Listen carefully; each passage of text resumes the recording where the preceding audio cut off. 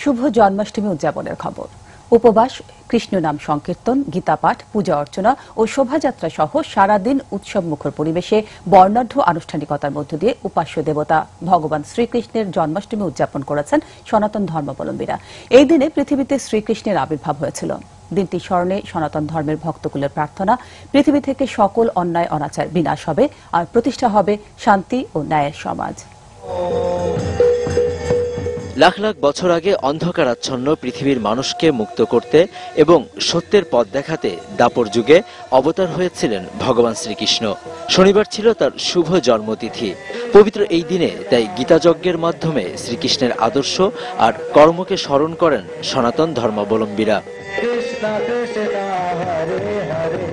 ভগবান শ্রীকৃষ্ণ যখনই যখনই ধর্মের গ্লানি এবং অধর্ম বৃদ্ধি পায় তখনই তিনি জনসমক্ষে পৃথিবীতে প্রকটিত হয়। দুষ্টের দমন, শিষ্টের পালন, এটা হলো শ্রীকৃষ্ণের গীতার মূল ভাবার্থ।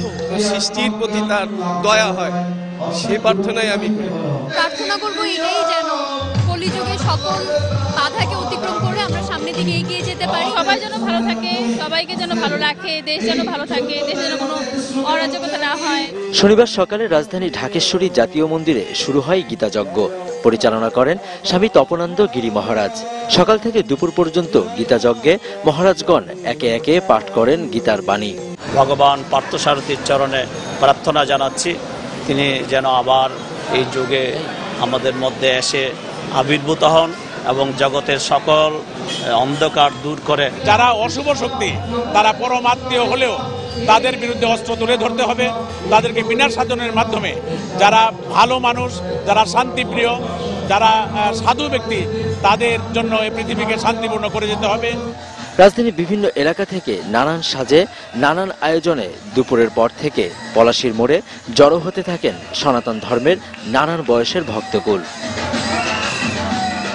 বিকাল 4টার দিকে শোভাযাত্রা শুরু হয়। যা কিছু অশুভ এবং অকল্যাণকর তা বিনাশ করতে এই পৃথিবীতে এসেছিলেন শ্রীকৃষ্ণ। শ্রীকৃষ্ণের সেই আদর্শকে ধারণ করে আগামীতে এই পৃথিবী থেকে সব ধরনের অন্যায় অনাচারকে বিনাশ করার উদ্দেশ্য নিয়েই এই শোভাযাত্রা শুরু হয়েছে। হাতি ঘোড়া নিয়ে হিন্দু ধর্মের হাজার হাজার ভক্তকুল পলাশী থেকে নেচে গিয়ে শোভাযাত্রা শুরু করেন। শিশু কৃষ্ণের আদরে ছোট্ট শিশুদের সাজানোর পাশাপাশি বড়রাও সেজেছিল নানান সাজে। শোভাযাত্রা পলাশী থেকে শুরু হয়ে কেন্দ্রীয় শহীদ মিনার, দোয়েল চত্বর, হাইকোর্ট, জাতীয় প্রেস ক্লাব, পুরানা পল্টন, গুলিস্তান মোড় ও নবাবপুর রোড হয়ে বাহাদুর শাহ পার্কে গিয়ে শেষ হয়। Javed Akhtar, ATN news.